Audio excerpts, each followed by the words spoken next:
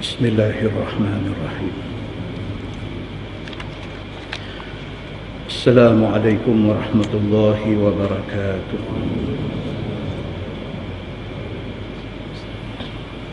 الحمد لله وبه نستعين. أشهد أن لا إله إلا الله وحده لا شريك له، وأشهد أن محمدًا عبده ورسوله، ونصلي ونسلم على هذا النبي الكريم سيد المرسلين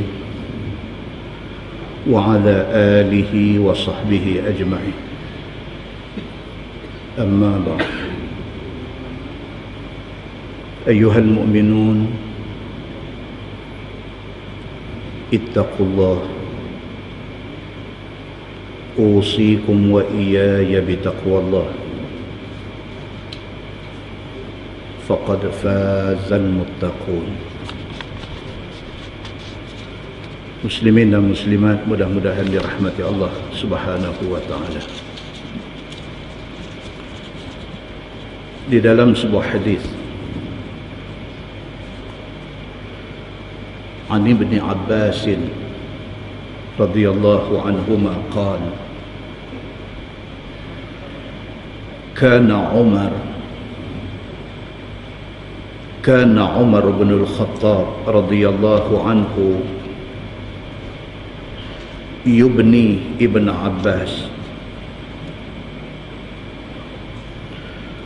فقال له عبد الرحمن بن عوف: إن لنا أبناء مثله. فقال: إنه من حيث تعلم. فسأل عمر بن ابن عباس عن هذه الآية: إذا جاء نصر الله والفتح.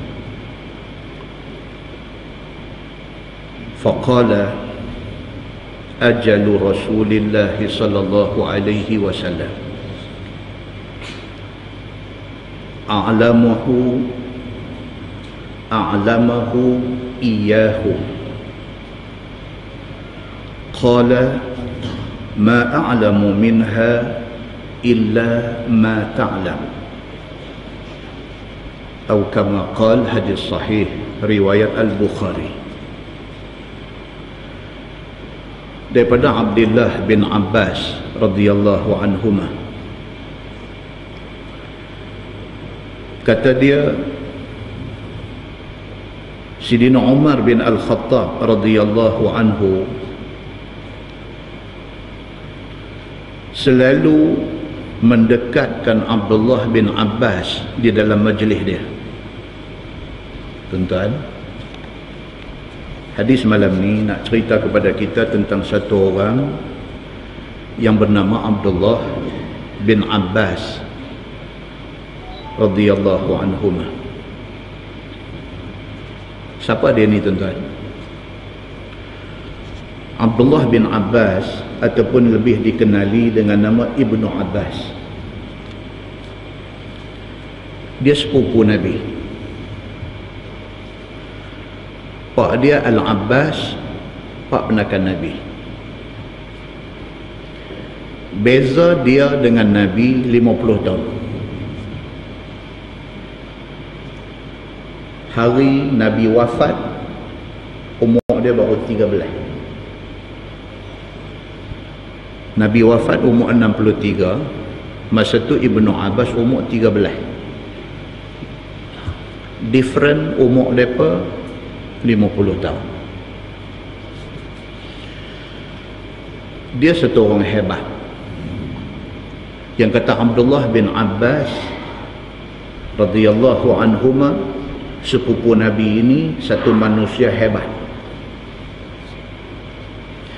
Dia satu orang ulama, dia satu orang alim,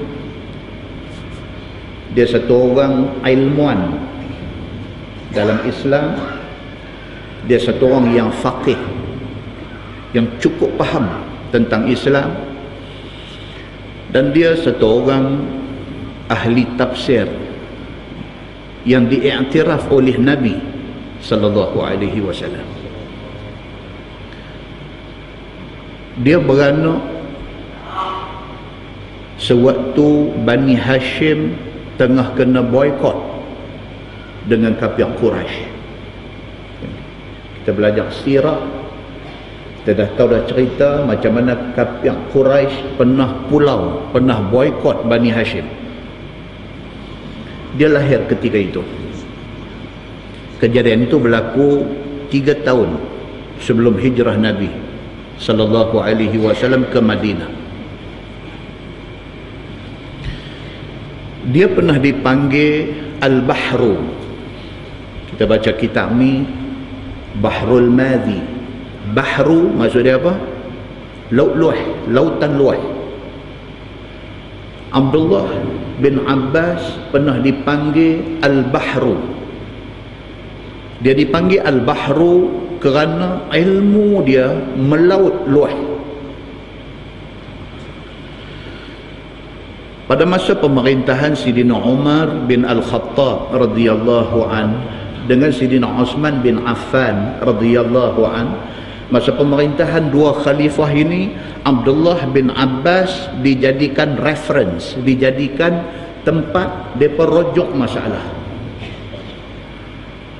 Masa pemerintahan Sayyidina Umar dan Sayyidina Osman radhiyallahu anhuma, pada masa pemerintahan dua orang ini, Abdullah bin Abbas dibenarkan oleh pemerintah untuk keluar fatwa.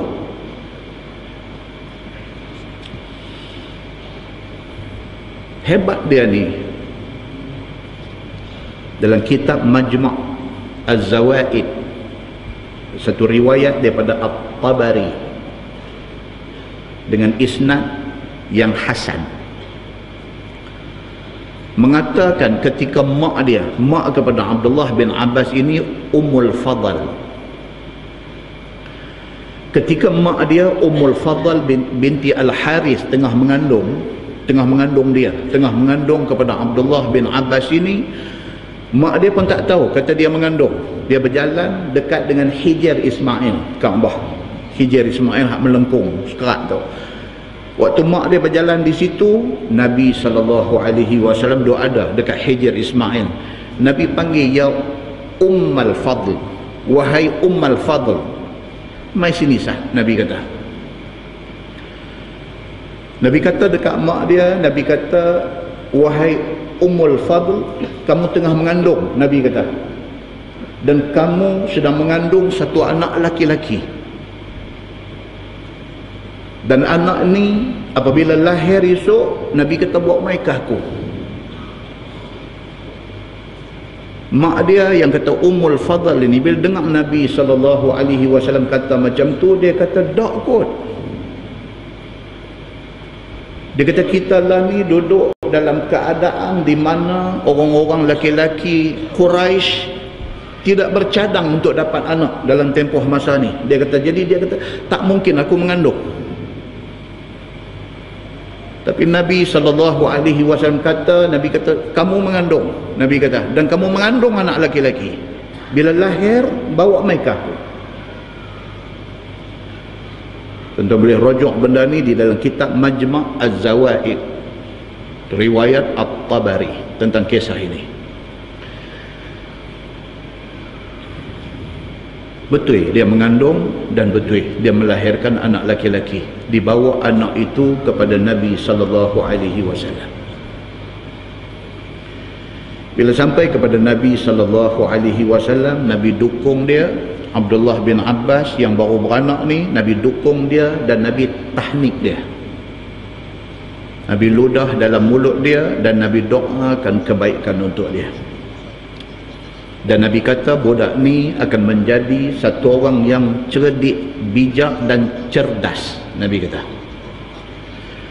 Muslimin dan muslimat yang dirahmati Allah sekalian, benda ni disebutkan di dalam Sahih Al-Bukhari dalam sebuah hadis riwayat daripada Ibni Abbas radhiyallahu anhu, Kata dia, dhammani an-nabiy sallallahu alaihi wasallam ila sadrih.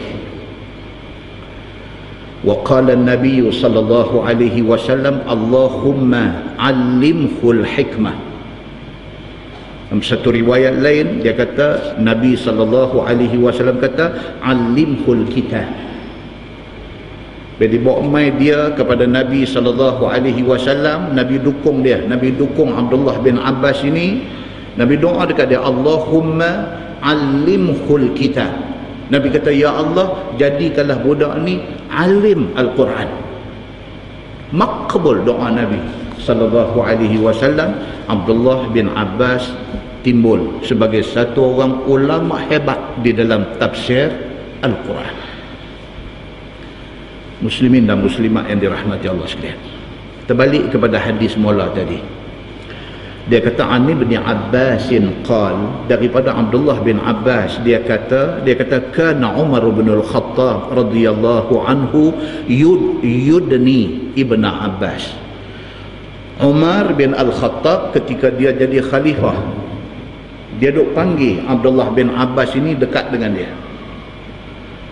untuk diminta pendapat, untuk dibuat rujukan dan sebagainya. Faqala lahu Abdurrahman ibn Auf, salah seorang daripada sahabat Nabi yang juga termasuk dalam 10 orang yang jamin syurga, iaitu Abdurrahman bin Auf radhiyallahu anhu. Apabila dia tengok Sayyidina Umar duk panggil Ibnu Abbas ini, duk panggil mai join dalam kalangan orang tua-tua. Sayyidina Umar orang tua, dan dia dilingkungi oleh sahabat-sahabat lain yang juga tua-tua, orang senior. Tiba-tiba Sayyidina Umar duk panggil Abdullah ibnu Abbas yang budak ni, duk panggil mai join dalam kelompok orang tua. Jadi orang tua-tua ni ada sebahagian rasa macam tak apa selesa. Rasa macam tak apa selesa. Macam kita hari ni lah, bila bulan Ramadan, kita sembahyang tarawih, kita panggil budak-budak yang hafal Quran mai jadi imam. Budak bayar cucu kita mai duk jadi imam. Kita duk semayang ni belakang ni, kadang-kadang bukan kita pandang rendah kat budak ni dah, tapi budak. Jadi kita semayang ni, budak ni baca sedang, tapi budak. Nak pergi panggil ustaz kat dia pun tak gamak, jadi duk panggil budak. Orang tanya masjid apa siapa jadi imam? Ada lah daripada Gilang lah, tu imam pun ada juga, tapi ada daripada ambil budak-budak, dia panggil budak-budak, tak panggil tu imam, nak panggil tu macam mana kecil. Macam tu punya perasaan. Bukan tak respect, bukan tak hormat, bukan, tapi budak-budak.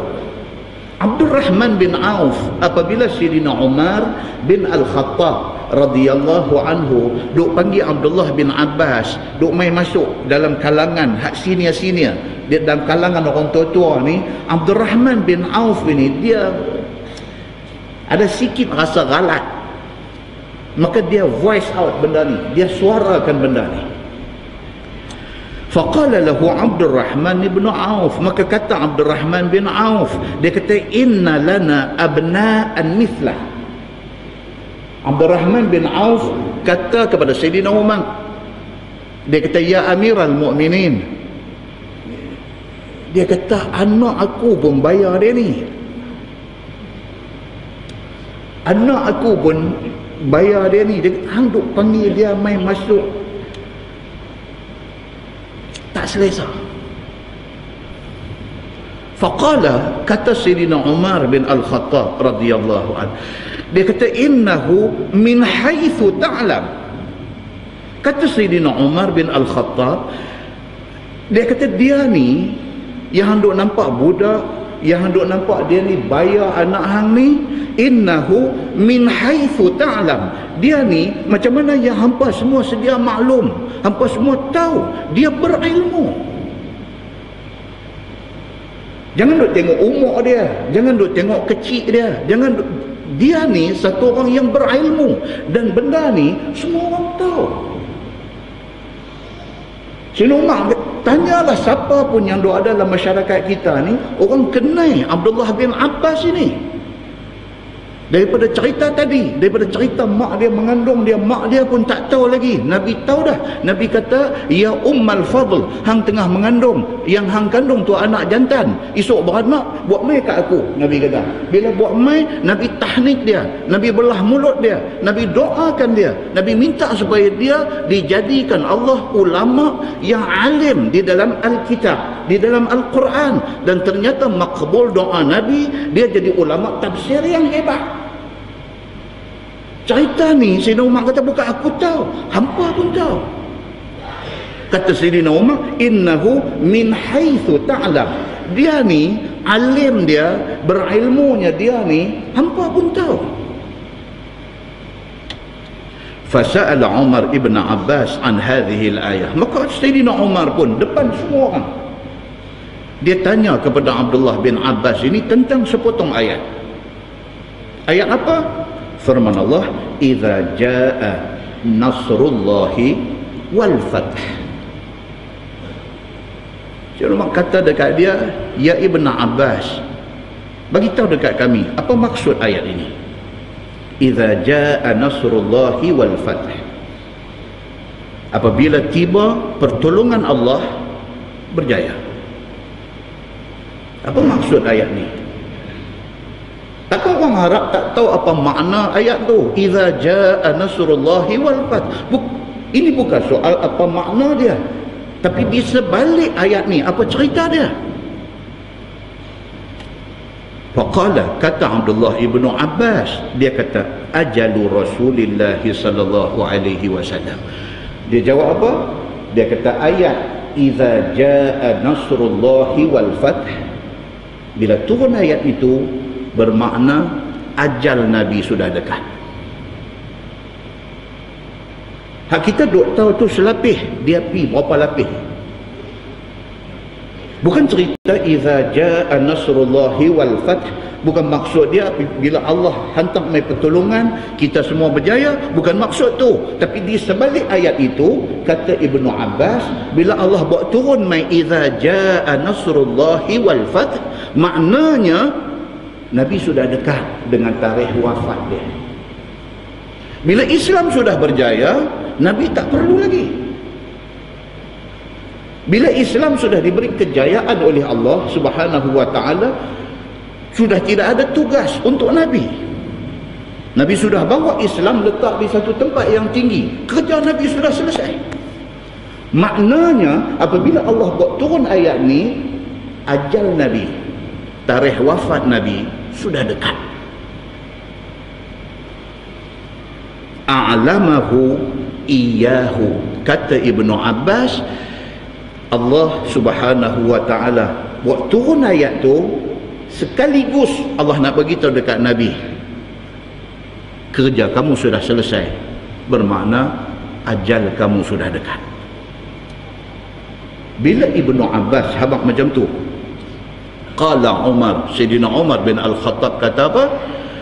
Dia kata ma a'lamu minha illa ma ta'lam. Sayyidina Umar kata aku pun tak tahu bila turun ayat tu makna kata ajal Nabi sudah dekat, aku pun tak tahu. Tapi Allah buka hikmah, kebijaksanaan kepada Ibnu Abbas. Dia tahu bila turun ayat tu maksudnya kerja Nabi sudah komplit, Nabi sudah dekat dengan ajal dia. Muslimin dan muslimat yang dirahmati Allah sekalian, dia dan betul-betul duduk dengan Nabi 30 bulan aja. Ibnu Abbas dia dan betul-betul duduk belajar daripada Nabi ni betul-betul 30 bulan aja. Dia betul-betul close dengan Nabi. Kelebihan dia apa dia? Pasal dia sepupu Nabi, dia duduk dalam keluarga Nabi, so close dia, rapat dia dengan Nabi ni bukan rapat sahabat saja, rapat keluarga lagi. 30 bulan itu dimanfaatkan sebaik-baiknya, sehingga kan semua dia korek ambil daripada Nabi sallallahu alaihi wasallam, sehinggalah dia menjadi orang hebat, sehinggalah disebut Abdullah bin Abbas radhiyallahu anhuma, orang faham ini sahabat besar dan ini alim Quran yang amat sangat. Dan alim dia ni adalah musabakkan kepada doa Nabi sallallahu alaihi wasallam kepada dia. Mudah-mudahan mukadimah itu memberi manfaat kepada kita, insya-Allah. Kita menggunakan Bahrul Mazi jilid 13. Bahrul Mazi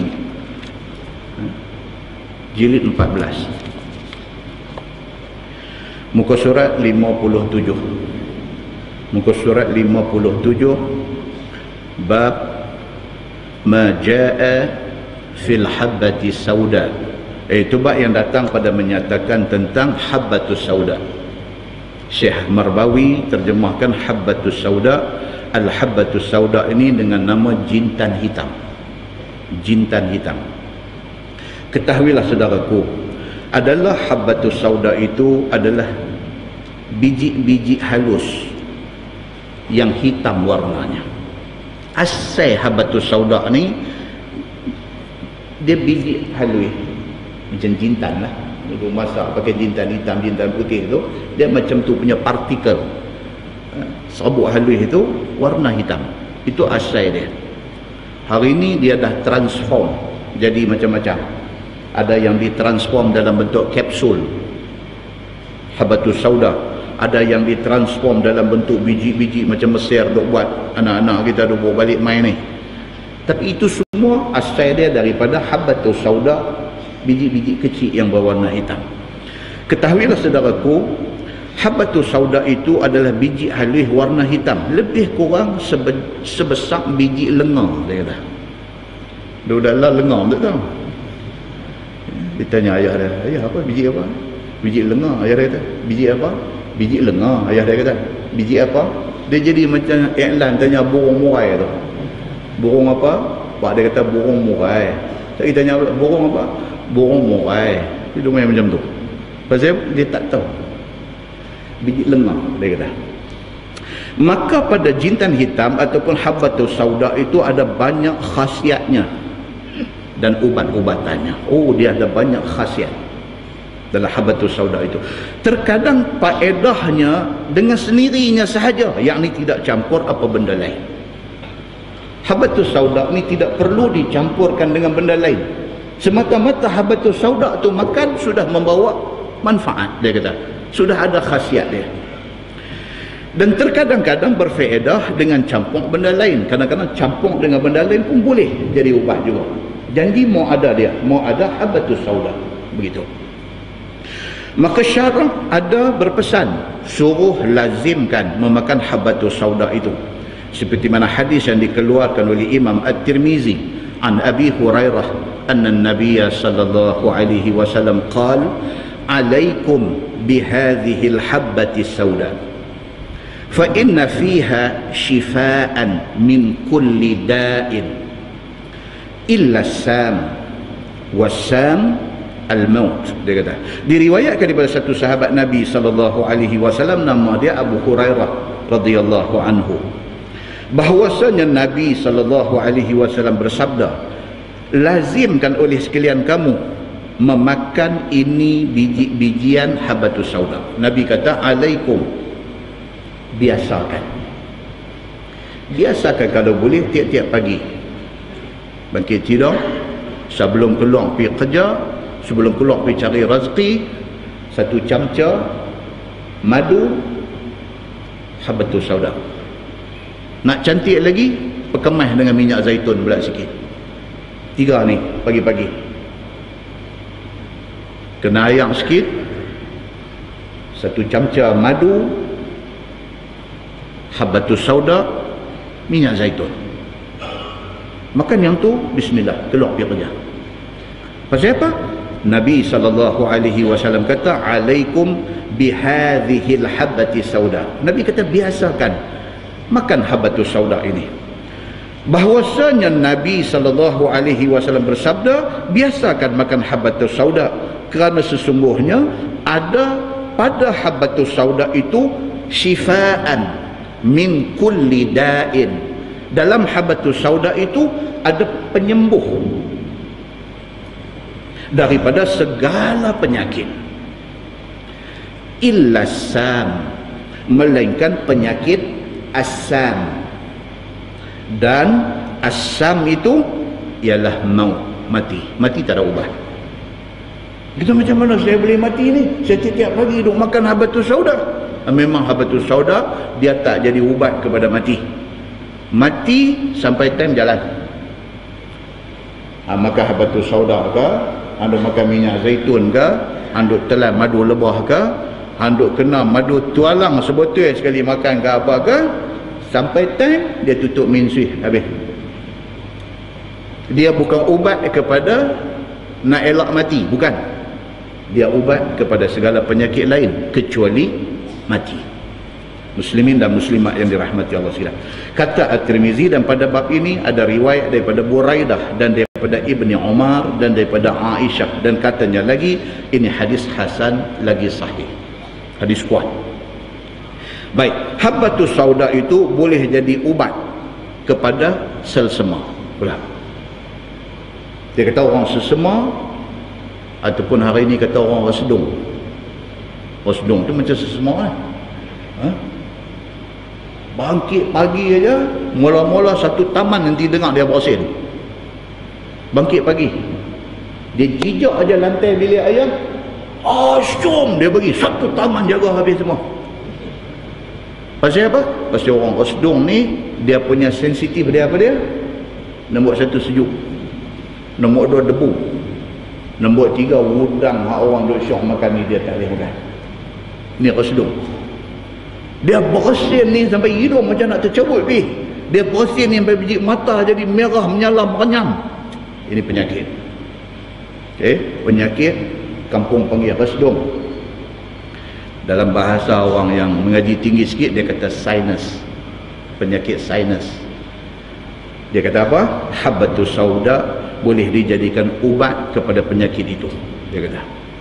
Kata Imam Nawawi rahimahullahu ta'ala dalam syarah Muslim, ambillah habatus sauda itu, rendang ataupun goreng atas dapur. Dia suruh goreng habatus sauda, dia suruh rendang, kemudian punjut di dalam satu perca kain. Punjut, tahu punjut apa? Adabi apa? Sup punjut. Punjut tu apa? Punjut lah. Ambil satu benda, ikat dengan kain tu, bagi jadi bulat tu, tu dia panggil punjut. Dia kata ambil habatus sauda, goreng. Tak payah apa minyak, apa ni minyak Seri Murni ke apa, tak payah. Rendang dia saja. Habatus sauda bubuh dalam belanga mentah-mentah gitu, tak pakai minyak apa, goreng dia bagi panas.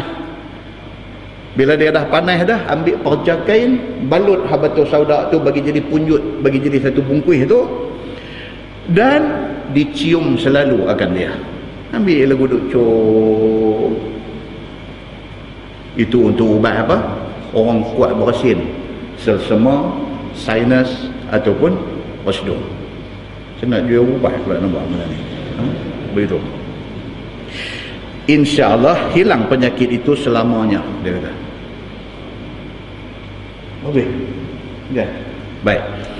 Dan boleh juga dia kata punjutkan habatus sauda itu yang tiada bergoreng. Kalau tak mau goreng pun tak apa. Ambil habatus sauda itu, bungkus dalam kain saja, dia kata. Kemudian digantung ke leher orang yang kena penyakit itu. Ambil habatus sauda itu, ikat, buah di tengkok, gantung, dia kata. Ini bukan tangkai, yang ni ubat. Dia kata ni apa hidup mengajak syirik pula dia ni. Bukan. Ini bukan tangkai, ini buah ubat. Sama macam orang duk beli apa tu, hak boleh duk sumbat lalu hidung tu, apa dia panggil? Duk tarik macam tu. Tengok dia ni ke duk kena dadah ke apa ke duk tarik. Kawan sesama. Dia kalau tak buat lagu tu, hidung dia blong.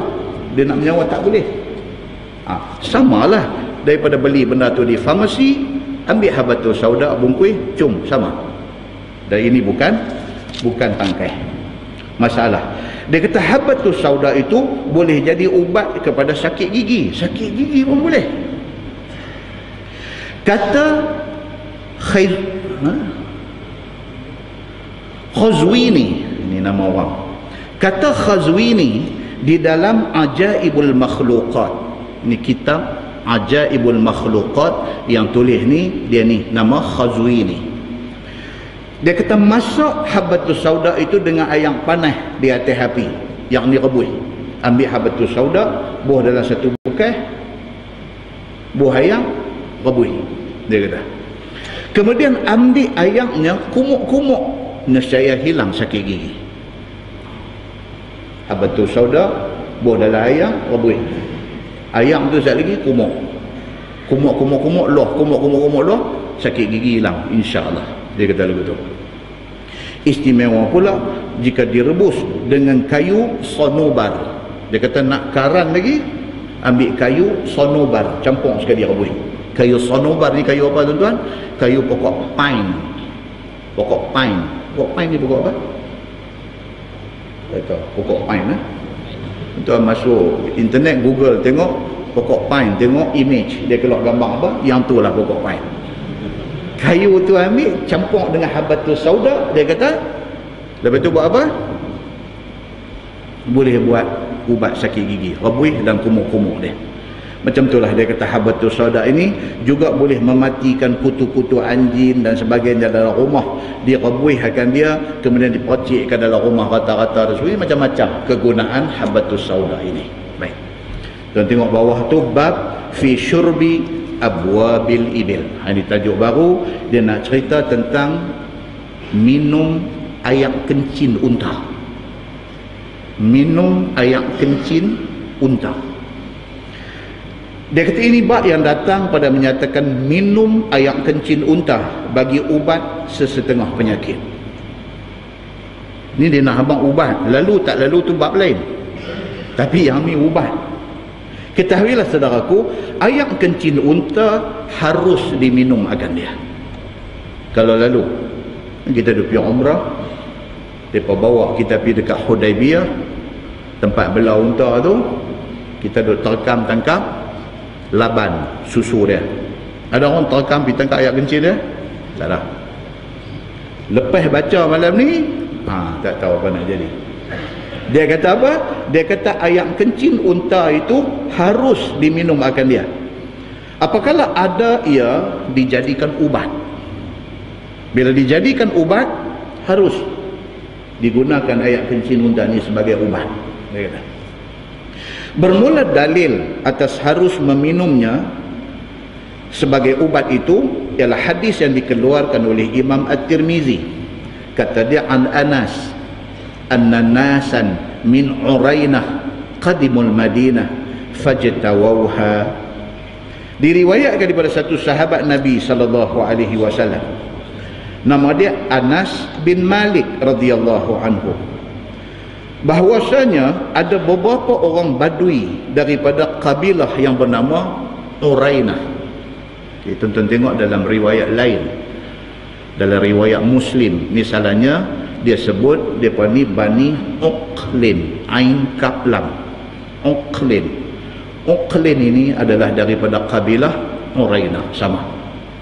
Kalau dia kata Bani Uqlin dengan kabilah Urainah, orang yang sama. Orang yang sama. Mereka ni Badui, duduk kawasan pedalaman, remote area.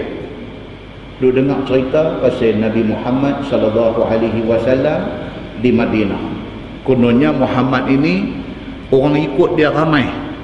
Jadi semua teringin nak pergi tengok yang kata Nabi Muhammad ni macam mana dia ni. Teringin nak tengok. Nah. Satu hari dia pakat-pakat. Dalam riwayat Muslim kata samaniatan, 8 orang daripada Bani Urainah ini, yang kata Bani Uqlin ini 8 orang. Mereka mai ke Madinah, mai jumpa Nabi sallallahu alaihi wasallam. Maka datang mereka itu ke Madinah dengan hal keadaan mereka itu lapar. Orang susah, Badui susah, mai ke Madinah, bila sampai ni lapar. Maka minta makan mereka kepada Nabi sallallahu alaihi wasallam. Maka Nabi pun bagi makan akan mereka itu. Dan ditidurkan mereka itu di tepi Masjid Madinah itu. Dah mai tengok susah, miskin, lapar, Nabi jamu mereka makan semua. Dah mai malam nak tidur pula, nak tidur tang mana? Nabi suruh mereka tidur di tepi masjid, di tepi Masjid Nabawi, Masjid Madinah. Nabi kata hampa tidur sini. Maka sudahlah kena udara negeri Madinah itu, yang udaranya huduh menjadikan mereka itu sakit. Madinah tuan-tuan sampai hari ini pun, kalau kita pergi dalam bulan 11 hujung bulan 12, cuaca dia macam mana? Sejuk. Kan tuan-tuan masuk dalam Facebook, tengok syarikat-syarikat travel ni do iklan umrah musim sejuk, dia tulis itu bulan 12. Umrah musim sejuk. Maksud dia apa? Masa tu Madinah especially sejuk. Sejuk dia ni hari ni lah, hari ni zaman kereta, motor, bas, lori banyak dengan asap diesel duk keluar berkepui ni pun, cuaca pagi kalau musim sejuk dia boleh pergi 7 darjah Celsius. Bayangkan zaman Nabi, tak ada pencemaran alam ni, tak ada. Cuaca cukup cantik pada masa tu. Kalau sejuk dia ni boleh pergi sampai berapa? Wallahu a'lam. Tentulah lebih sejuk daripada 7 darjah yang kita duk rasa hari ni. Puak Bani Auckland ataupun Bani Urainah ini, mereka main daripada kawasan panas, mereka tak pernah kena sejuk. Bila mereka main Madinah, main masa sejuk, tak boleh tahan dengan cuaca sejuk ni, tak boleh tahan, demam. Ni adik-beradik tuan-tuan, kawan-kawan tuan-tuan, jiran-jiran tuan-tuan yang pergi Mekah tahun ni, cuaca panas ni lah, ni panas. Lagi nak main musim haji ni, dijangka cuaca boleh mencecah 50 darjah Celsius tahun ni. Lah ni pun kalau tuan-tuan cek weather, cek cuaca di Mekah, subuh 40. Ni tuan-tuan cek lah ni, cuaca waktu subuh 40. Tuan-tuan boleh bayang cuaca waktu zuhur, dan nanti main 45, 46, dan dijangka menjelang musim haji ni, nak sampai time wukuf ni, dia boleh pukul pergi sampai 50. Dia kalau sejuk, dia ekstrim sejuk. Kalau dia panas, dia ekstrim panas. Kalau sejuk, dia sangat sejuk. Kalau dia panas, dia sangat panas. Kalau orang yang tak biasa dengan perubahan cuaca macam ni, sakit. Kalau sejuk sangat tak biasa, kulit jari pecah.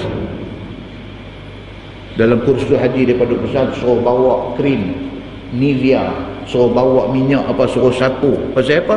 Pasal sekali dia sejuk ni, dia sejuk-sejuk tengok jari pecah, kaki pecah, dia cuaca.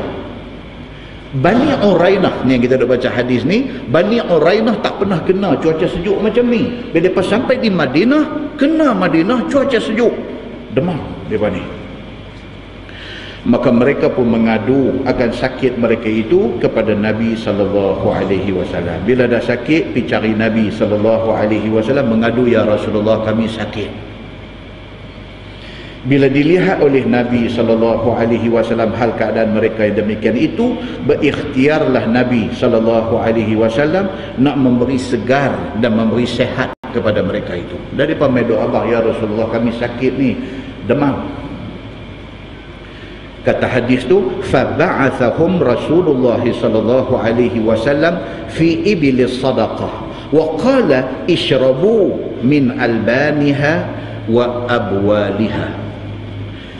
Maka diutuskan mereka itu oleh Nabi sallallahu alaihi wasallam pada kawasan bela unta zakatnya.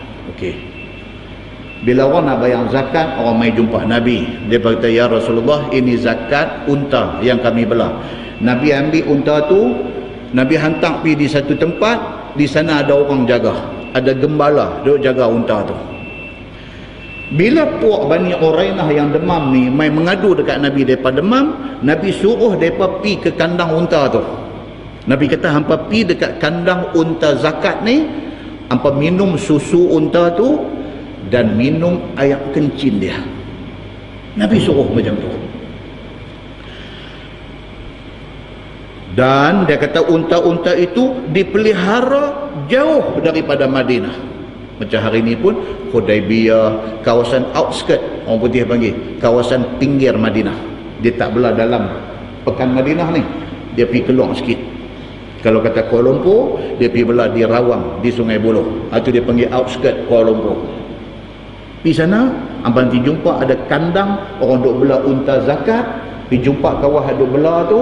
Abang kat dia kata Nabi hantar abang suruh mai sini. Abang kata Nabi suruh minta susu unta dan juga air kencing unta. Abang minta dan minum, Nabi kata. Dan sabda Nabi SAW kepada mereka itu, apabila kamu sampai di sana, maka duduklah di sana sehingga sehat. Nabi kata macam tu. Minum oleh sekalian kamu akan susu unta itu, dan minum akan air kencingnya. Nabi suruh begitu, supaya sembuh penyakit sekalian kamu itu. Kata At-Tirmizi, dan pada bab ini ada riwayat daripada Ibni Abbas, dan katanya lagi ini hadis hasan lagi sahih. Tuan-tuan, hadis ni sebenarnya adalah hadis yang kontroversi. Dia kata hadis ni adalah hadis yang kontroversi, kerana kalau tuan-tuan tengok di dalam riwayat Muslim, hadis sahih riwayat Muslim, dia ada sambung cerita tu. Dalam riwayat Muslim kata Nabi suruh mereka pergi habaq dekat kawan yang belah unta tu. Nabi hantar kami mai, Nabi suruh minta susu dengan air kencing unta untuk kami minum, untuk nak jadi ubat kami sakit. Dalam riwayat Muslim dia sambung, dia kata fasahhu, lepas mereka minum Allah bagi mereka sihat dan baik. Dia minum susu unta tu, dia minum air kencing unta tu, Allah kembalikan sihat kepada mereka ni. 8 orang ni sihat. Faqatalur ra'i. Dalam hadis Muslim kata apa? Bila sihat, otak mereka dah mula fikir lain. Wih, mereka tersempoi juga unta ni. Dengan minum susu dengan air kencing dia ni, sakit punya teruk tadi ni, dandan sihat ni. Otak dah jalan betul dah. Nampak sempoi juga unta ni. Faqatalur ra'i. Dia pembunuh penggembala unta itu. Anda tengok yang kata manusia. Kata manusia ni pasal apa pergi jadi macam ni? Pasal apa manusia ni jadi macam ni? Bila dia susah, dia ingat Tuhan. Bila Tuhan bagi dia senang, dia lupa. Pasal apa manusia jadi macam ni? Sakit, pergi cari Nabi. Nabi habaq kata pergi sana, minum susu dengan air kencing unta, insya-Allah hampa sihat. Depa pergi minum, Allah izinkan depa sihat. Otak dandan jalan kot lain, depa bunuh penggembala unta itu. Ra'i, maksudnya penternak unta tu. Depa bunuh dia. Wa qaradu al-ibil, depa samun semua unta-unta ada tu nak balik kampung depa. Fabalagha dzalika Rasulullah sallallahu alaihi wasallam. Apa yang mereka buat ni sampai khabar kepada Nabi sallallahu alaihi wasallam. Orang lari mai habaq dekat Nabi, dia kata ya Rasulullah, ingat tak 8 orang Bani Urainah, Bani Uqlin yang mai jumpa baru ni, depa mai jumpa Nabi, masuk Islam di depan Nabi. Lepas itu Nabi bagi makan, bagi minum, bagi apa kat mereka. Nabi suruh mereka tidur di pinggir Masjid Nabawi. Tiba-tiba mereka sakit, Nabi suruh mereka pergi kat tempat belah unta, suruh minum susu dengan air kencing unta. Allah bagi mereka sihat balik. Mereka kata, ya Rasulullah, Tuhan tahu dah apa jadi kat mereka ni? Nabi kata, apa jadi? Mereka sudah bunuh penggembala unta kita. Mereka samun semua unta-unta ada yang dia ni duk belah. Dia report benda ni kepada Nabi sallallahu alaihi wasallam. Fa ba'atha fi atharihim. Nabi segera kumpul satu pasukan orang. Nabi kata, pi jejak depa ni sampai dapat. Aku nak depa ni semua. Nabi tegas tuan-tuan. Benda yang melibatkan jenayah dan sebagainya, Nabi tak akan lepas. Nabi tu reform satu pasukan. Nabi kata, hampa lah ni juga pi jejak mereka ni ke mana mereka pi. Aku mau mereka semua dibawa mai ke depan aku. Fa'udriku, kata di dalam hadis riwayat Muslim, dia kata fa'udriku, maka dijumpai dan didapati mereka ni semua. Pasukan Nabi pi dapat nak lari. Nak dengan unta meneru nak balik ni. Ni perangai Kasim Baba. Bila dah dapat dah cara nak buka pintu gua, Nya insing mata kadip, guru buka, masuk tengok 40 penyamun punya harta ada dalam tu. Dia bukan kutip emas, perak, segala apa saja, sampai tayar spare tak ada bunga pun dia ambil. Dia nak buah telori, dia nak oleh. Tuan tengok ada gambar tu, tak ada, balik saya kita tengok. P. Ramlee buat cerita Alibaba ni, dia ni memang nampak dah ramai tidak ada macam ni menjelang akhir zaman ni. Nampak? Dia main tamak, dia main haloba, dia main tak boleh kontrol diri, dia main jadi hilang segala pedoman hidup. Dia nak cekau, hadu ada ni tak habis makan, lagi nak cekau lagi. Ini benda jadi kepada Bani Urainah ini. Allah dah bagi kesembuhan daripada sakit. Dia dah teringat nak bunuh kawan yang gembala unta. Tidak cukup dengan itu, dia samun semua unta ni. Apabila mereka ni dapat ditangkap, dibawa mai ke depan Nabi sallallahu alaihi wasallam, faji'a bihim, maka dibawa mai mereka ni ke depan Nabi, fa amara bihim, maka Nabi sallallahu alaihi wasallam memerintahkan supaya diambil tindakan ke atas mereka ni. Apa tindakan dia? Faquti'at aydihim wa arjuluhum. Nabi kata yang pertama, ini kes bukan curi, ini kes samun. Dia tak sama, tuan-tuan. Curi dalam Islam dia kata apa? As-sariqu was-sariqatu faqta'u aydiyahuma. Pencuri laki-laki perempuan, kalau sabit kesalahan cukup bukti saksi semua ada, potong tangan. Tapi dalam kes samun, bukan ayat tu. Dia pakai ayat lain, ayat 33 surah Al-Maidah. Itu peruntukan untuk kes samun. Samun ni maksud dia apa? Depan-depan ambil. Itu samun. Curi maksud dia apa? Benda tu duduk dalam tempat yang tersimpan elok, tak nampak mata dan sebagainya, dan kawang ni pun naik rumah sengap-sengap, di waktu buka-buka punggah-punggah jumpa, ambil orang lari. Itu curi. Samun depan-depan pergi ambil. Untuk kes samun, Allah kata innama jazaa'ul ladzina yuharibuna Allah wa rasulahu. Allah kata orang samun ni adalah orang yang mengisytiharkan perang kepada Allah dan Rasul. Samun ini jenayah lebih berat daripada mencuri. Sebab mencuri dia tidak mencederakan orang, dia naik sengap-sengap pergi ambil barang dia lari. Tapi samun duduk depan-depan dia pergi rabut ambil. Maka orang yang buat jenayah secara terang-terang macam ni, depa ni allazina yuharibuna Allah wa rasulah. Depa ni adalah orang yang mengisytiharkan perang dengan Allah dan Rasul. Wa yas'auna fil ardi fasada. Quran kata, dan orang ini adalah orang yang menyebar luaskan kerosakan di atas muka bumi. Dia ni orang yang buat kerosakan di atas muka bumi terang-terang tunjuk. Orang kata tanglang. Dia tanglang, dia terang-terang tunjuk jahat dia ni. Ayyuqattalu. Quran kata apa? Kalau semasa dia samun itu dia bunuh orang, maka dia dibunuh. Samun ni dia boleh jadi macam-macam. Kadang-kadang dia apa? Dia bawa parang, tuan-tuan. Dia nak samun kita, kita dah buat tamu bagi, dia parang kita, putih tangan sebelah, tak mati. Tapi ada yang dia samun, kita duk lawan dia, dia radak perut 6 kali, mati. Bagi kes samun yang menyebabkan kematian kepada orang yang kena samun, maka dia dibunuh. Quran kata. Au yusallabu, ataupun lepas dibunuh, disalib dia di satu palang kayu. Nak buat contoh kepada orang, ini penyamun. Au tuqatta'a aydihim wa arjuluhum min khilaf, ataupun dipotong tangan dan kaki berselang.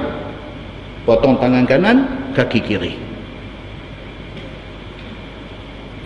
Au yunfau minal ardi, ataupun buang daerah, ataupun setengah orang terjemahkan sebagai penjarakan dia. Dia dah tak boleh duduk dalam masyarakat. Ini orang jahat. Dzalika lahum khizyun fid dunya. Tuhan kata pada dalam Quran, hukuman itu adalah khizyun, satu penghinaan Allah kepada dia di atas dunia. Patut tak patut tuan-tuan jatuh hukum macam ni kepada orang jahat ni? Patut. Tapi malangnya dalam masyarakat kita hari ini, Tuhan habaq benda ni dalam Quran. Kita kata hukuman ini zalim. Kita lupa orang yang dia buat zalim tu. Dia pergi samun kawan tu, dia pergi bunuh kawan tu, dia pergi tetak kawan tu, kawan yang mati sudahlah harta kena samun, dia tinggal anak bini, bini jadi janda, anak jadi yatim piatu, hidup jadi susah dengan tiba-tiba. Kita lupa kepada orang yang dia buat. Kita duk kesian ke dia hak jahat ni. Di ketika itu kita rasa kita lebih pandai daripada Allah. Allah kata macam ni punya hukuman dalam Quran, kita kata hukuman itu zalim. Kita lebih pandai daripada Allah dalam nak menentukan hukuman. Sebagai hadiah kepada kita yang berasa pandai ni, sebagai hadiah, apa jadi hari ni tuan-tuan? Jenayah jadi ni sampai kita naik takut. Duk ajar kereta, duk tunggu traffic light, Syekh ni mai tepi, ketuk cermin kereta. Kita ingat pun dia nak tanya jalan nak pergi rumah siapa, kita pun buka, hanya dia bagi pistol ke kepala. Bukan satu kes, bukan dua kes, hak duk jadi dalam Malaysia. Di United States, di Amerika, tak usah sembang lah jenayah ni. Every second, setiap satu second ada orang kena bunuh. Itu negeri orang putih. Ini negeri kita, negeri orang Islam. Dia duk main macam ni lah ni. Nak main curi lembu. Ni raya haji nak dekat ni, jaga baik-baik. Siapa belah lembu mu jaga baik-baik lah. Ya Allah. Dia nak main curi lembu. Dia duk halau lembu. Lembu duk bunyi ni tuan-tuan lembu. Turun pergi tengok kena tetap. Mati dia anak tangga. Hang nak curi lembu, curi bila yang hampir tetap orang tua ni. Apa cerita? Tiba-tiba nak pergi ambil tindakan dekat penyamun yang bunuh tuan punya lembu ni. Bangkit orang ramai pakat pertahan penyamun ni. Muslimin dan muslimat yang dirahmati Allah sekalian, tengoklah apa jadi kepada manusia apabila manusia rasa dia lebih pandai daripada Allah Subhanahu wa ta'ala. Tuan-tuan, kalau sekiranya hak kita baca ni hadis, tuan-tuan boleh buat pandai tanya. Habis kuliah hari tuan-tuan ustaz minta mohon hak ustaz abang tadi tu, hadis tu sahih tak? Boleh lagi tanya, ada soalan boleh tanya lagi pasal hadis. Hadis ni ada sahih, ada hasan, ada dhaif, ada munkar, ada maudhu', ada macam-macam. Boleh tak tuan-tuan nak tanya, ustaz ni tadi ayat apa ustaz baca ni? Ayat 33 surah Al-Maidah. Ayat tu sahih tak? Muslimin dan muslimat yang dirahmati Allah sekalian, bila Allah dah kata begitu hukum dia, maka begitulah hukum dia. Tak mau siapa pergi tunjuk lebih pandai daripada Allah Subhanahu wa ta'ala. Muslimin dan muslimat yang dirahmati Allah sekalian, apabila kes Bani Uqlin ataupun Bani Urainah tadi ni, dia ditangkap dan dibawa mai kepada Nabi SAW. Nabi jatuh hukum. Nabi kata apa? Potong tangan dan kaki berselang. Kalau tangan kanan, kaki kiri. Nabi kata. Dan yang paling kontroversi hadis ni, yang saya kata tadi hadis ni kontroversial. Yang paling kontroversi ni apa dia? Hadis ni kata apa? Wasumira a'yunuhum, dan dicongkel biji mata mereka. Nabi memerintahkan supaya 8 orang Bani Uqlin ataupun Bani Urainah ini dikorek biji mata macam Piramli dalam ibu mertua aku. Yang tu pasal apa?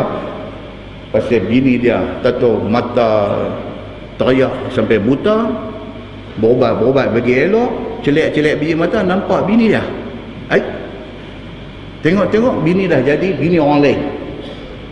Malah lah dia duk tengok garpu dengan cenca di dinding tu, dia duk nampak, dia korek biji mata dia. Mungkin tuan-tuan, mungkin Piramli ada baca hadis ini. Mungkin idea surah main. Nabi SAW perintahkan supaya Bani Urainah ni yang tadi mai masuk Islam depan Nabi, lepas tu Nabi bagi makan, Nabi bagi tempat tidur apa semua, bila sakit Nabi suruh pergi minum susu dengan ayam kencing unta, kemudian sehat, bila dah sehat tiba-tiba lupa diri, pergi bunuh penggembala unta, pergi samun unta-unta ni semua lari, biar dapat tangkap. Nabi jatuhkan hukum kepada mereka ni apa dia? Dipotong tangan dan kaki dan dikorek biji mata. Tuan-tuan, kalau tuan-tuan buka di dalam website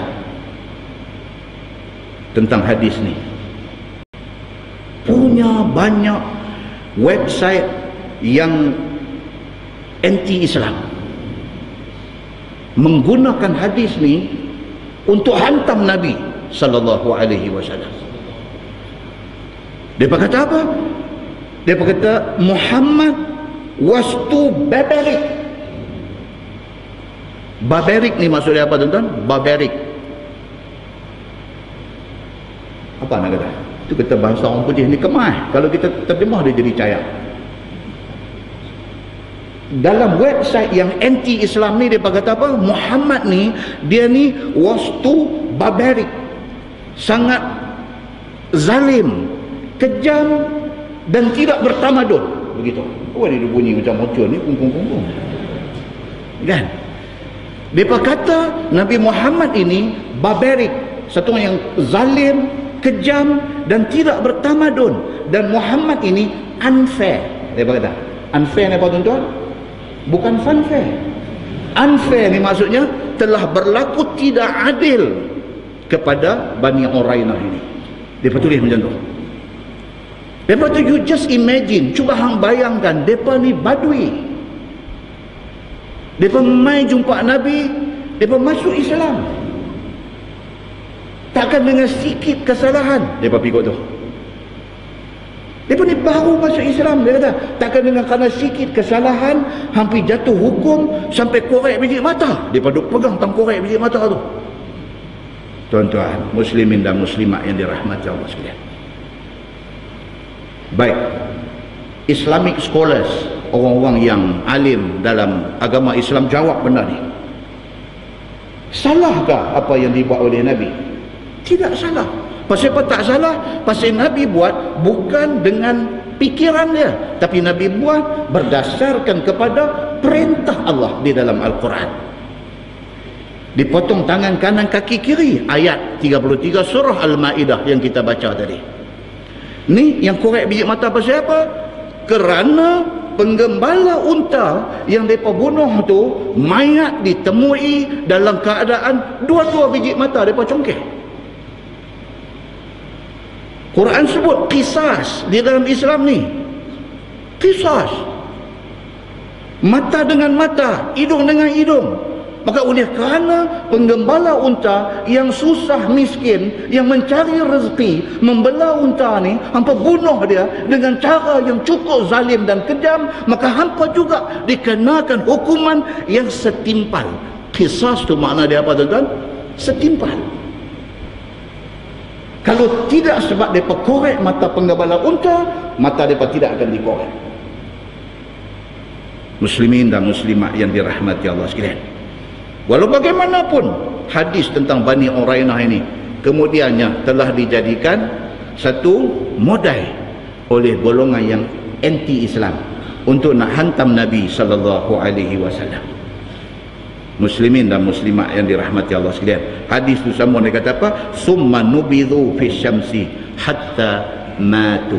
Kemudian depa ni Bani Urainah ini dilempar ke tengah panas sehinggalah mereka mati di terik matahari. Muslimin dan muslimat yang dirahmati Allah sekalian, kita hari ini punya masalah apa tuan-tuan? Kita hari ini punya masalah, kita tak boleh nak terima perintah Tuhan. Ini masalah kita. Kita punya isu lah ni, bila dibacakan hadis, ada terlintas dalam hati kita, rasa macam mungkin zaman Nabi boleh, Allah tak boleh. Ada. Kita duduk main macam tu. Tapi bila diberitahu kepada kita ini ayat Quran yang suruh hukum potong tangan dengan kaki berselang ni, ayat Quran. Bila habaq ayat Quran pun hati duk rasa berat lagi. Duk rasa kalau buat ada nak boleh ni, nak pakai ayat ni. Itu masalah kita. Maka kita highlight macam-macam benda. Hari ni tuan-tuan boleh tengok, ya Allahu Akbar. Bila bercakap pasal hukum Islam, ramailah orang agama. Maka dia bercakap apa? Kita tak boleh jalan benda ni pasal orang ramai kita tak faham. Kita dengar benda tu. Ada kata kita kena settle masalah ekonomi dulu. Semua orang kena bagi senang, tak ada orang miskin susah, tak ada orang kebuluran. Ada kata kita hari ni, masyarakat kita ni majmuk, susah. Ada yang kata kalau kita buat juga sat lagi backfire. Nanti apa kita buat juga, tengok benda ni pergi jadi macam mana ke, backfire, makan diri kita balik. Akhirnya Islam dilihat sebagai satu agama yang tak elok dan sebagainya. Macam-macam kita dengar. Macam-macam kita dengar. Selagi mana hati kita ada ingat ini perintah Allah dan mesti kena buat, insya-Allah kita selamat. Tapi kalau kita duk bagi alasan tadi ni, duk bagi tu dengan niat benda ni tak sesuai nak buat, kita dalam bahaya. Apa yang saya nak maksud tuan-tuan ialah apa? Sebagai orang Islam, apa juga yang ada dalam Quran yang bersabit dengan hadis yang sahih, kita mesti ingat kata hak tu paling baik. Hak tu paling baik. Kita tak mau komen apa tentang apa perintah yang Allah suruh. Dalam masa yang sama, kita kena terang dekat semua orang, bukan sahaja kepada orang bukan Islam, juga kepada orang Islam. Kena terang bagi mereka faham undang-undang Islam ini baik sebenarnya. Pasal apa? Allah mengenakan hukum yang kita nampak macam sadis. Pasal apa? Pasal Allah nak benteras benda ni daripada jadi dalam masyarakat. Musim raya tuan-tuan, kalau tuan-tuan potong kiri laluan kecemasan, tuan-tuan tahu compound dia berapa? 2,000. Siapa kata 300? 2,000. Musim perayaan, kalau tuan-tuan langgar lampu merah 300, tak ada korang. Tuan-tuan tak pakai tali pinggang keledar 300, tak ada korang. Tuan-tuan over speed limit, kena speed trap 300, tak ada korang dalam season perayaan. Tapi kalau tuan-tuan potong di laluan kecemasan, compound 2,000. Boleh tak tuan-tuan kata apa sampai 2,000, aku gaji pun 1,200 ya? Pasal apa pihak berkuasa impose undang-undang itu kenakan 2,000? Pasal apa? Pasal itu kesalahan besar. Kalau depan sana ada berlaku kemalangan, ambulans nak pergi tolong kawan yang terlibat dalam kemalangan tu tak boleh pergi kerana geng potong laluan kecemasan ni. Dengan kerana tu sana sudah jadi macam-macam cerita. Maka wajar tak wajar orang yang potong laluan kecemasan dikenakan kompon 2,000? Wajar tak wajar? Wajar. Demikian hal dengan orang yang samun orang. Dia samun, dia cederakan, dia parang, dia bunuh orang yang dia samun tu. Wajar tak wajar dia dihukum bunuh? Wajar. Pasal dia bunuh orang. Wajar tak wajar dipotong tangan kanan dan kaki kiri dia? Wajar. Pasal apa? Pasal dia guna parang masa samun tu, dia tetak tuan punya harta tu. Kenapa kita tak tengok kewajarannya? Kenapa kita duk tengok daripada sudut yang negatif? Kita duk kata undang-undang ni barbaric.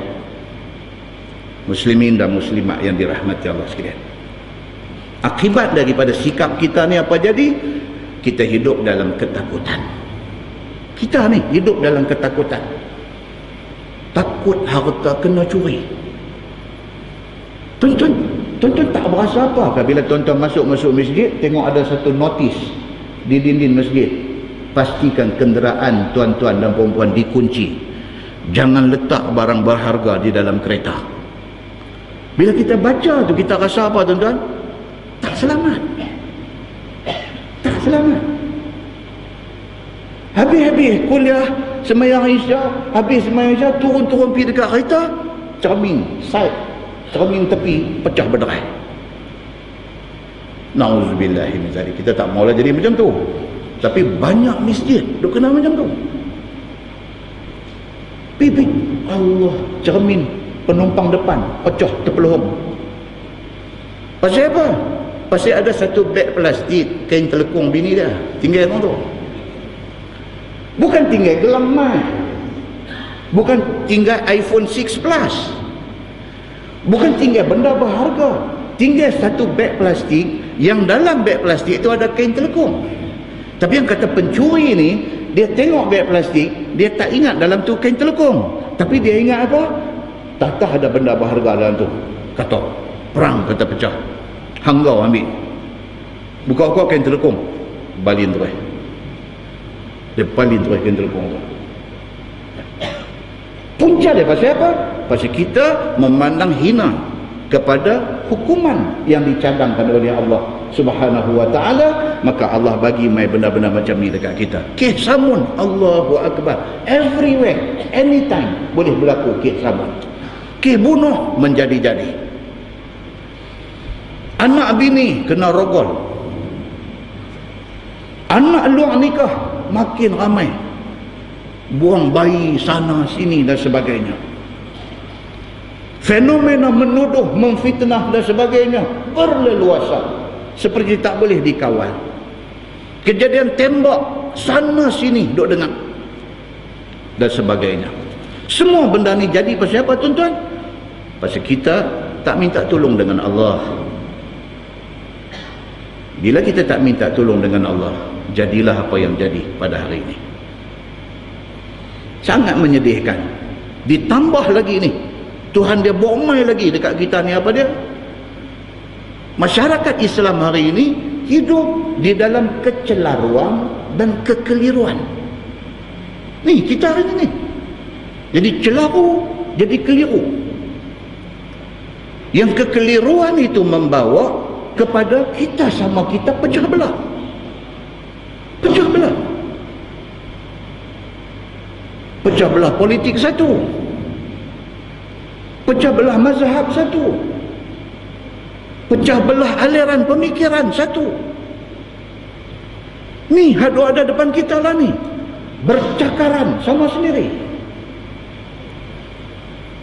Sama-sama ustaz, sama-sama ilmuwan agama, berbalah dan saling mengumpul followers masing-masing. Dia ni bawa satu aliran fikiran, dia cari followers dia. Dia ni pun form satu pasukan, cari followers dia. Antara ustaz ni dengan ustaz ni pun duk lawan hantam aku, followers sama followers, duk berperang dalam Facebook. Allahu Akbar. Apa punya malapetaka ni nak main dekat kita hari ini? Yang menjadi korbannya siapa tuan-tuan? Tuan-tuan yang menjadi korban. Yang menjadi korban tuan-tuan.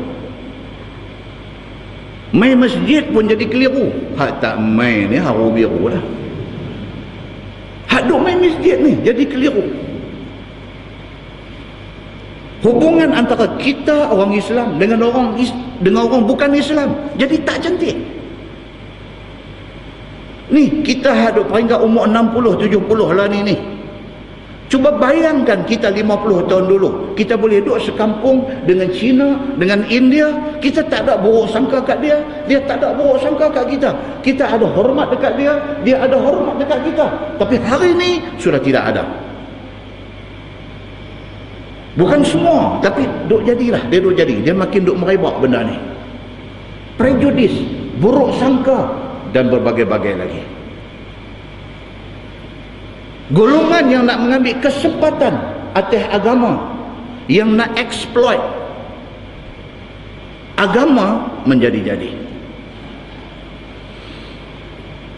Buat niaga pun nak sangkut dengan agama juga.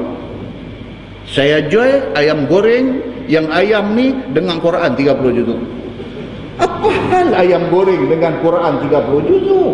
Apa hal? Hal dia hal menyaga. Hal menyaga. Awak kalau bersaing secara terbuka tak boleh ke? Tak, tanpa melibatkan Quran 30 juzuk. Lah ni jual madu lebah, tak apa lagi. Esok dia jual sarang lebah. Yang lebah ni pun dengan Quran juga.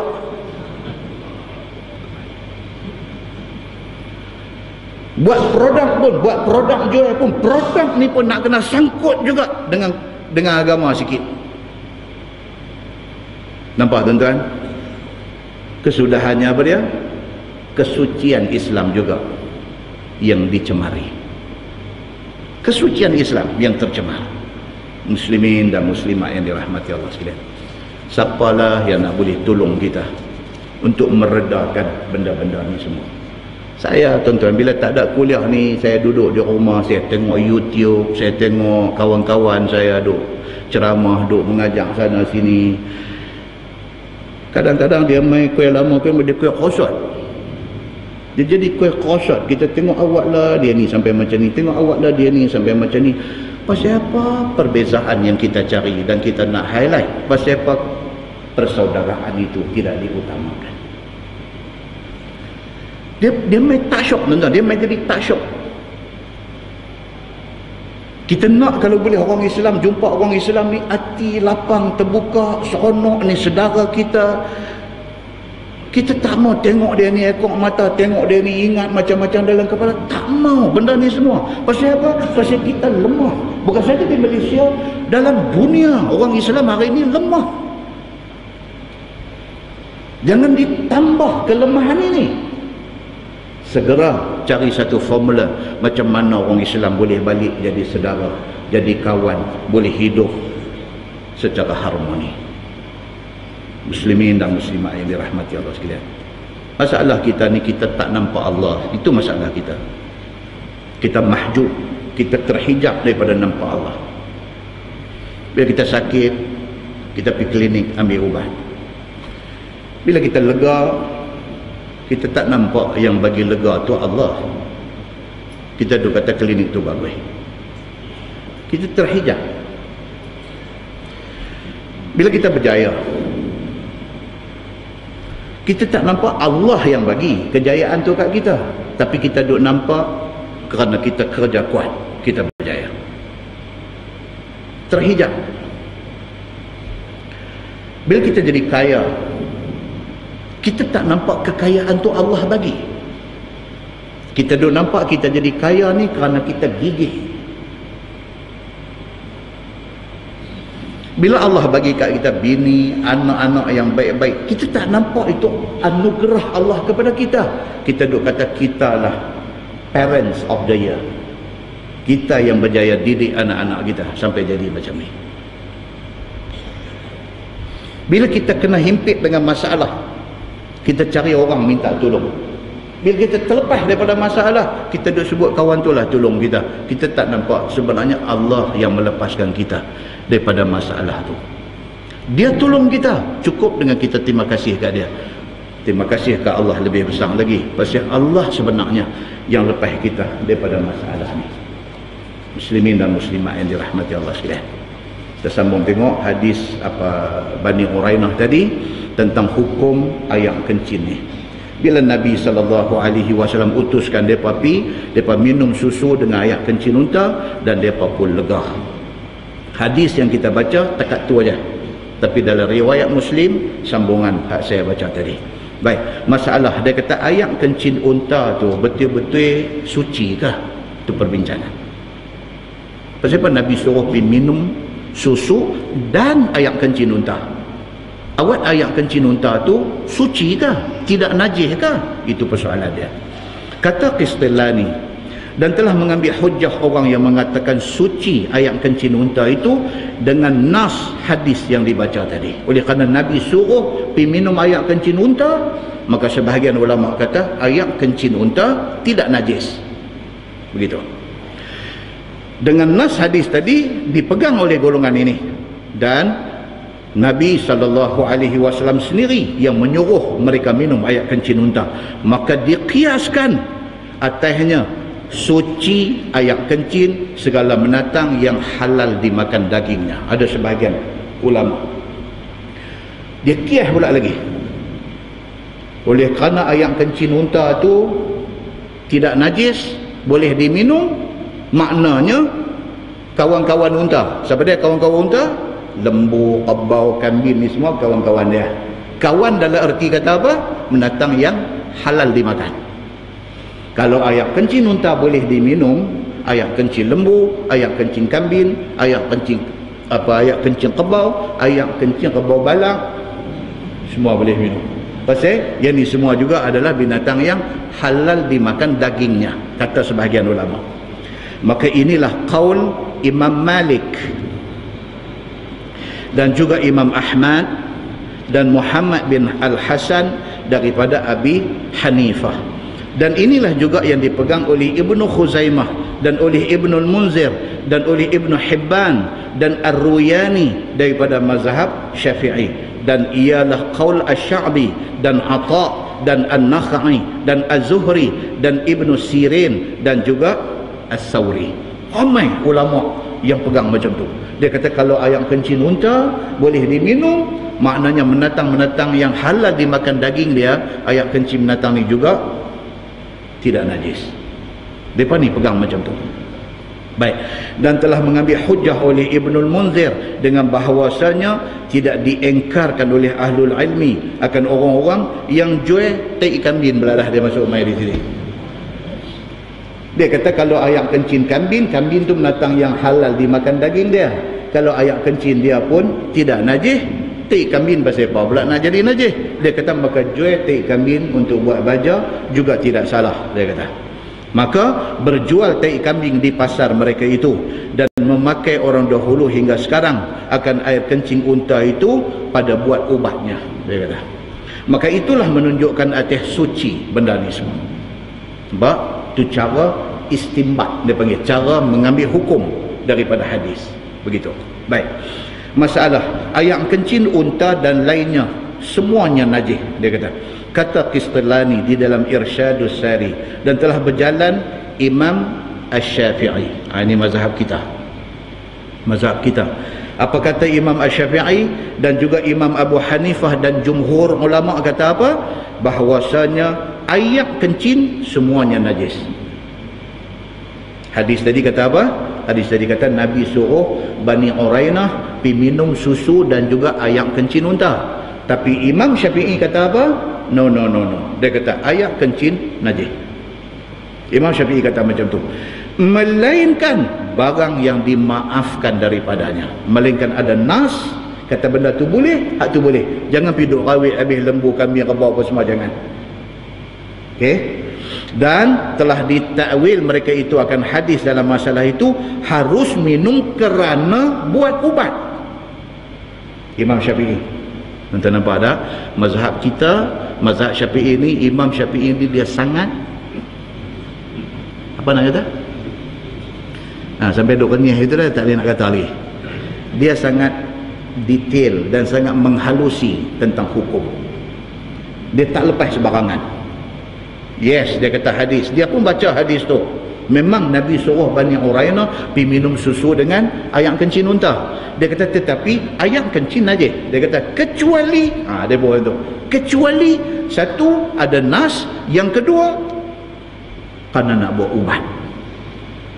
Saja-saja macam malam ni lagu nak kena ayam kencing unta tak boleh. Tak boleh. Malam ni lagu cari dia kata ada kedai Arab batang mana apa ni tanya. Pergi sekali lagi order nasi mandi kambing satu, sekali dengan kata ke Arab tu bol apa pula tu ni, nak abang ni nak abang balik hadis ni, albaniha wa abwaliha, abwal bol abang Arab tu terkejut. Baul Jamal tarik, minta apa? Ayam kencing unta tarik macam tarik ayam kencing ni sekali. Jangan.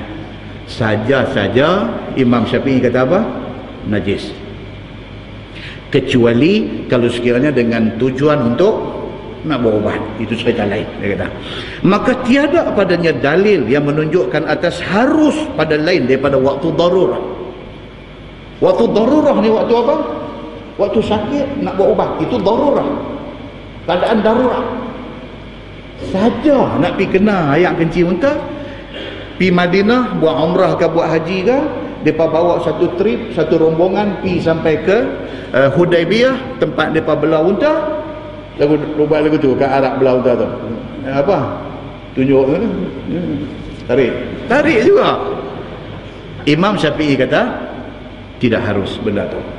Hanya dibenarkan untuk tujuan perubatan.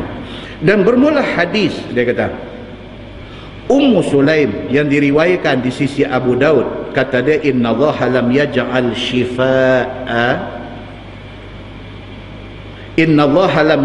shifaa'a ummati fima harrama 'alaiha. Bahwasanya Allah Subhanahu wa taala tidak menjadikan sembuh umat aku daripada apa-apa sakit dengan barang yang diharamkan. Ada satu hadis riwayat Abu Daud, dan ini hadis sahih. Imam Syafi'i pegang hadis ni. Allah tidak akan jadikan benda najis menjadi ubat yang menyembuhkan umat aku. Nabi sebut benda tu. Allah tidak akan menjadikan benda najis menjadi ubat kepada umat aku. Itu hadis dia. Bahwasanya Allah tiada menjadikan sembuh umat aku pada barang yang diharamkan ke atasnya. Bermula ini hadis ditanggungkan akan dia atas waktu ikhtiar. Kalau waktu biasa, najis tidak akan jadi ubat. Adapun pada waktu suntuk, maka harus ya. Tu dia silap tu, dia kata maka haram ya tu, tuan-tuan perbetul, maka harus ya. Kalau dalam waktu sakit, tuan-tuan, ada orang pernah telefon saya. Kedua pagi. Menangis. Ustaz, kata, ni bapak saya dekat ICU hospital. Bapak saya kencing manis kronik. Masuk wad pun dah lama. Ni kritikal. Doktor minta anak-anak bagi permission. Mereka nak masukkan insulin. Tapi doktor hospital tu kata, insulin ni minta maaf, saya kena habang. Doktor Islam, insulin ni najis, dia kata. Kalau kata sains setuju, saya bubuh. Kalau tak setuju, terpulang, dia kata. Surat dia ada. Anak telefon mai, Ustaz ni macam mana ni? Orang menangis sambil cakap, sambil menangis, menangis. Ayah saya ni orang semayang, Ustaz. Ayah saya ni hidup dia kira masjid 5 waktu, Quran ni hari-hari dia baca. Allahu Akbar. Macam mana saya nak sign surat nak bagi benda haram masuk badan dia? Ini dia beritahu apa? Dalam waktu darurah, dalam waktu suntuk, benda tu harus. Boleh. Pasal apa? Pasal tidak ada alternatif lain kepada ubat tu. Kalau ada alternatif lain, pilihan lain daripada ubat yang katanya haram itu, tak boleh pakai ubat yang haram tu, kena pakai yang lain. Tapi kalau tidak ada pilihan melainkan itu sahaja, maka dalam keadaan yang macam tu harus dia kata. Muslimin dan muslimat yang dirahmati Allah. Sama dengan kes apa ni, 2-3 hari ni, kes apa? Vaksin. Kan? Vaksin. Sebab orang tak reti pun nak pergi buat cakap pandai, ni masalah kita. Bagus TV ambil apa? Sahibus Samahah, Datuk Mufti Wilayah Persekutuan, Datuk Dr. Zulkifli Al-Bakri. Ini orang bagus, tuan-tuan. Ini betul-betul bagus punya orang. Dia bachelor daripada Universiti Madinah. Dia buat masters daripada Universiti Jordan. Dia buat PhD di Malaysia. Beranak tahun 67. Muda lagi. Tahun 67, tapi dia buat style macam orang tua-tua macam tu. Tapi dia trusted person, satu orang yang boleh dipercayai. Daripada dulu dia bukan jenis kaki ni dah, dia bagus, dia orang bagus daripada dulu. Dia orang bagus. Dia memang satu orang yang berdisiplin, yang berpegang pada disiplin. Tuan-tuan baca, saya anjurkan tuan-tuan baca. Dia ada buat artikel, dia rajin duk tulis artikel Bayan Linnas. Dia duk buat daripada Jabatan Mufti Wilayah Persekutuan. Dia duk buat keluar artikel yang hal itu daripada hantam dia ni kes apa? Kes Pokemon Go. Dia awal, dia apa? Dia tak tunggu benda ni dah dia teruk baru nak bercakap. Dia proaktif, orang panggil dalam bahasa lah ni. Dia proaktif. Sebelum kita pun tak tahu lagi Pokemon Go ni, dia dah keluar dah. Dia dah keluar satu penjelasan tentang game ni, dan dia menganjurkan orang Islam supaya jangan main. Bukan fatwa kata haram dah. Dia menganjurkan orang Islam jangan terlibat dengan game ni. Tuan-tuan tengok macam mana ni puak-puak ni punya duit sedekah dia. Sedekah tau. Allah, orang Penang kalau kata sedekah ni habis. Sedekah ni kira kena. Depa tulis, depa kecam dia dalam Facebook ni macam dia ni apa ni. Oh tuan-tuan, too much orang kita ni, too much. Hang nak kecam orang, hang tengok dulu siapa. Orang yang seikhlas, kita tengok dia pun kita tahu dia ikhlas. Orang yang seikhlas, sahibus samahah, Datuk Dr. Zulkifli Al-Bakri ni, kalau hang pergi kecam dia, hang ni tak ada maruah punya orang. Dia tulis tuan-tuan, dia tiap patah perkataan yang dia nak tulis dalam tulisan dia, dia akan make sure perkataan itu tidak melukakan hati orang. Ni, dia orang macam ni. Dia very soft spoken. Orang cakap lembut. Lepas dia keluar, orang pakai hantam dia. Lepas tu baru duk tahu sikit. Baru duk nampak rupanya game ini berbahaya. Bahaya macam mana tuan-tuan?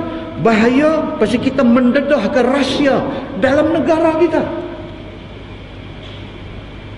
Tapi oleh kerana dia mufti, orang anggap kata mufti ni tak tahu apa, melainkan yang dia tahu buat tahlil, dia tahu baca yasin malam jemaat, dia tahu baca doa selamat. Orang setengah orang duk fikir orang agama ni bodoh sampai macam tu. Setengah orang bila sebut kata orang agama, dia duk faham kata orang agama ni bodoh. Tahu-tahu tengok apa jadi tuan-tuan? Presiden Putin nama dia. Presiden Putin ni siapa tuan-tuan? Presiden Soviet Union. Dia keluarkan arahan Pokemon Go diharamkan dalam negara dia. Pasal apa? Pasal dia mempunyai bukti kata melalui game ini CIA Amerika duk mengutip maklumat sesebuah negara. Bila Putin kata, baru orang mufti kita yang mulia ni kata, kita hantam dia. Bila Putin kata, baru apa punya orang kita ni? Kita bagi respect kepada orang yang sepatutnya. Itu lebih meletakkan diri kita di tempat yang mulia. Muslimin dan muslimat yang dirahmati Allah sekalian. Dia TV ambil untuk buat apa? Saya baru tengok dalam 2-3 hari ni keluar apa tentang vaksin ni. Saya apa dia? Saya sokong vaksin ke? Saya pro vaksin ke apa? Dia pun berdiri pegang tu, dia sokong vaksin ni. Kita bukan ahli dalam bidang tu, kita jangan cakap pandai. Vaksin ni apa? Kita tanya orang yang pandai dalam bidang tu, bagi mereka terang kat kita vaksin ni apa. Kalau benda ni bagus, bagus. Kalau benda ni tak bagus, tak bagus. Bila orang yang ahli dalam bidang tu bagi tahu, kita terima dan kita pakai. Muslimin dan muslimat yang dirahmati Allah sekalian. Lepas ni dia masuk bab fi man qatala nafsahu bisummin aw ghairi. Tajuk yang cukup menarik. Tajuk ni tak ada yang tak menarik, semua menarik, tidak apa. Tuan-tuan kena main. Apa dia? Man qatala nafsah bisummin aw ghairi. Cerita orang bunuh diri telan racun. Apa hukum dia dan apa dia akan kena di hari akhirat esok. Kemudian dia main lagi pecahan ni, orang yang bunuh diri bihadid, dia guna besi, pisau, parang dan sebagainya, tikam diri, kerat pergelangan tangan, potong tengkok sendiri dan sebagainya, guna hadid, guna besi. Apa hukum dia dan apa dia akan kena hukuman di hari akhirat esok. Dan juga orang yang bunuh diri pi rabat tempat tinggi. Kalau dulu dia rabat gunung, dia terjun. Hari ini dia rabat jambatan Pulau Pinang, dia dive turun. Hari ini dia naik menara Twin Tower Petronas, dia terjun turun dan sebagainya. Apa hukum orang yang bunuh diri macam ni dan apa yang dia akan kena di hari akhirat esok. Dan lanjutan daripada hukum itu, kita akan tengok pengurusan jenazah orang-orang yang mati bunuh diri. Kita duk kerja mandi mayat, orang mai jumpa kita, tahu ustaz, minta tolong mati bunuh diri, tolong pergi urus. Boleh tak boleh kita pergi urus? Itu lanjutan hukum. Boleh tak boleh? Oh, bunuh diri, bunuh diri, minta maaf, terus ustaz itu belah biar ustaz, tidur tiap malam ustaz tak balik. Adakah boleh macam tu? Okey, tu mandi mayat, tu imam pula. Mai abang tu imam ni saat lagi kita simpan pukul lepas asar lah kata. Mata siapa dia? Ni ada ni dua lorong berapa semua. Tak dengar cerita pun. Dia bunuh diri, abang.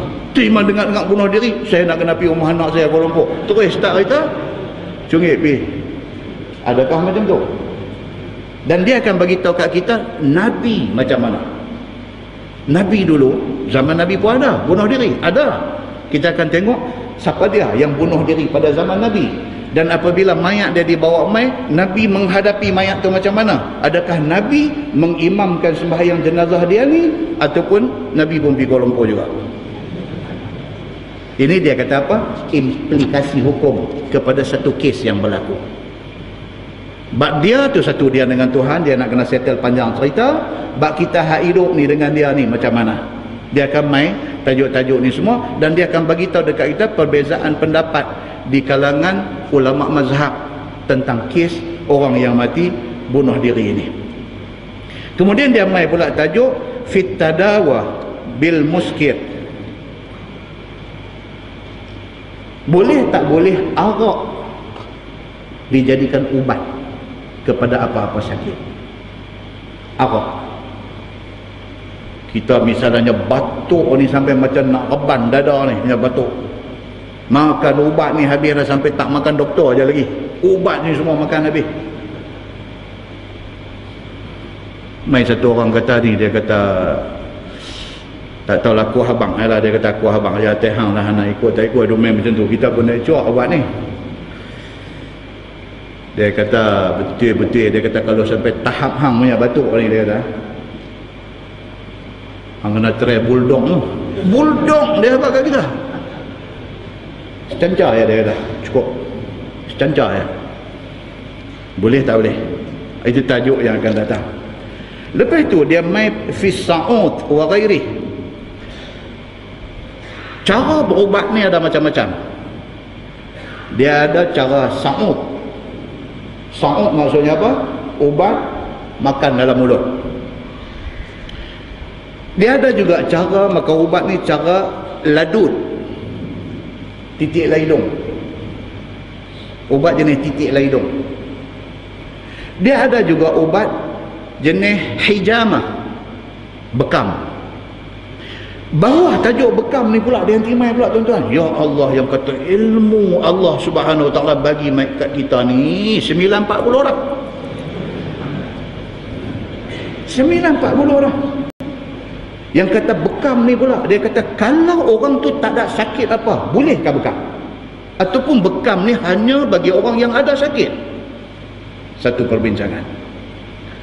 Dia main pula, bekam ni bekam tangan mana? Ini tajuk akan datang ni. Nak tumpuk atas kepala ke? Boleh tak boleh bekam atas bau, atas belikat? Boleh tak boleh bekam tengah belakang? Boleh tak?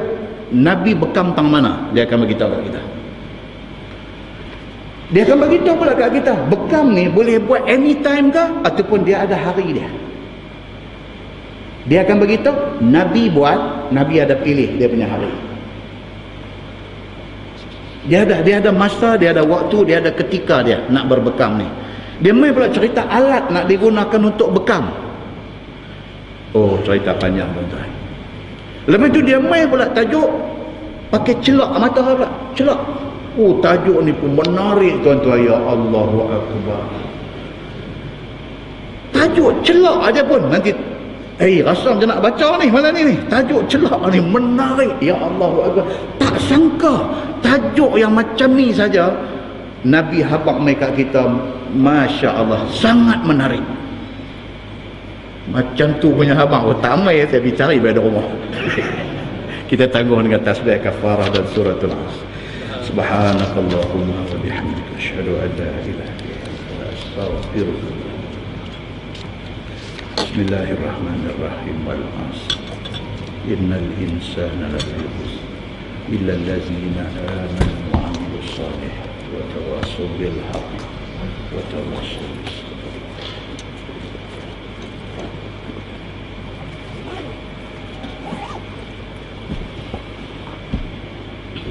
اللهم صل على محمد في الأولين والآخرين وسلم ورضي الله تبارك وتعالى عن ساداتنا أصحاب سيدنا رسول الله أجمعين. بسم الله الرحمن الرحيم. الحمد لله رب العالمين حمدا يوافي نعمه ويكافئ مزيده. يا ربنا لك الحمد كما ينبغي لجلال وجهك الكريم وعظيم سلطانك. رضينا بالله ربا وبالإسلام دينا وبمحمد نبيا ورسولا. اللهم افتح علينا فتوح العارفين وارزقنا فهم النبيين بجاه خاتم المرسلين. اللهم فقهنا في الدين وعلمنا التأويل واهدنا صراطك المستقيم. اللهم أرنا الحق حقا وارزقنا اتباعه وأرنا الباطل باطلا وارزقنا اجتنابه.